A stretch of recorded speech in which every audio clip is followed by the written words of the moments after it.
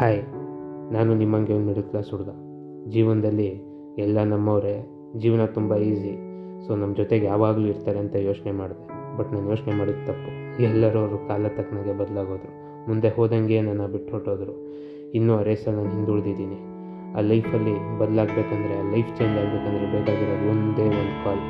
So ಹೀಗೆ ದಿನ ಬೆಳಗ್ಗೆಯಿಂದ ಯೋಚನೆ ಮಾಡ್ತಾ ಆ ಕಾಲ್ ಕಾಯ್ತಾ ರಾತ್ರಿ 10:30 ಆಗುತ್ತೆ.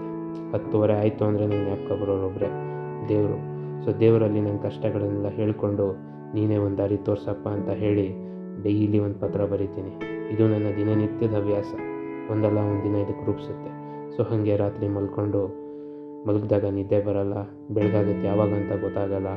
ಮನೆಯಲ್ಲಿ ನಾಷ್ಟಕ್ಕೆ ಅಂತ ಕೂತಾಗ ನಾಷ್ಟಕ್ಕಿಂತ ಜಾಸ್ತಿ ಹೇಳಿಕೆ ಮಾತುಗಳೇ, ಅವ್ರಿವ್ರ ಜೊತೆ ಹೋಲಿಕೆ ಜಾಸ್ತಿಗಳೇ.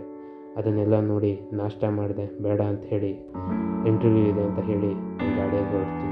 ನನ್ನ ಗಾಡಿಯಲ್ಲಿ ಯಾವಾಗ ಪೆಟ್ರೋಲ್ ಖಾಲಿ ಆಗುತ್ತೋ, ಪೆಟ್ರೋಲ್ಗೂ ದುಡ್ಡಿರಲ್ವೋ, ತಳ್ಕೊಂಬರೋ ಪರಿಸ್ಥಿತಿ ಬರುತ್ತೋ ಗೊತ್ತಿಲ್ಲ.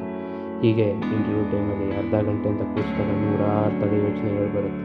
ಹೇಗಪ್ಪ ಹಿಂಗಾದರೆ ನನ್ನ ಲೈಫು, ಹೇಗಪ್ಪ ನಾನು ಮುಂದೆ ಬರಬೇಕು, ಏನು ಮಾಡಬೇಕು ಅಂತ ಗೊತ್ತಿಲ್ಲದೆ ಯೋಚನೆ ಮಾಡಿಕೊಂಡು ಕೊನೆಗೆ ಇಂಟರ್ವ್ಯೂ ಬರುತ್ತೆ. ಇಂಟರ್ವ್ಯೂಗೆ ಹೋದಾಗ ಮತ್ತೆ ನಾಳೆ ಬಾರಪ್ಪ ಅಂತ ಹೇಳಿ ಕಾಲ್ ಮಾಡ್ತೀವಿ ಅಂತ ಹೇಳಿ ಕಳಿಸ್ತಾರೆ.